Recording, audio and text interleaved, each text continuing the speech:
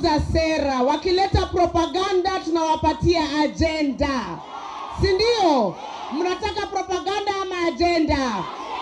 Propaganda ama agenda? Hapo ndipo tupo kama watu wa Kirinyaga.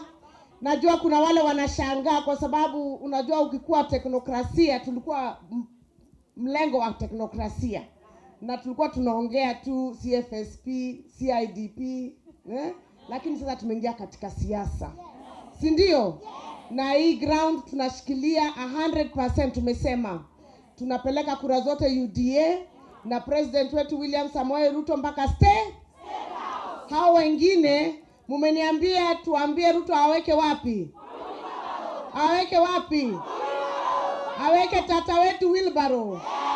Alafu na mzee pia. Haya, aisukume afikishe Nakuru. Apatie nani?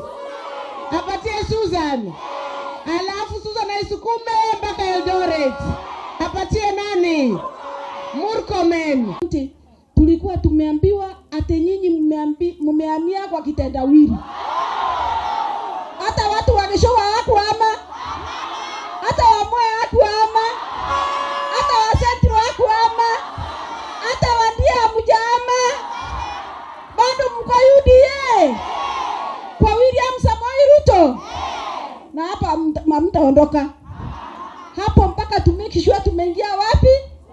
Kwa serikali ambaye inajali akina mama wa soko. Akina mama wao wa kukamua ng'ombe. Ule mama anabeba mtungi na maji hapa kwa mgongo, William Ruto anajua shinda yake. 9th of August, like day and night, Anne Mobi Waiguru wa mama Kirinyaga wamepitisha ndiye governor wa na hatubaduki. Si ni kweli? Hatutishiki, ni kweli? Na hatupangwi. Tumesema nini? Hatubaduki, hatutishiki na hatupagwi.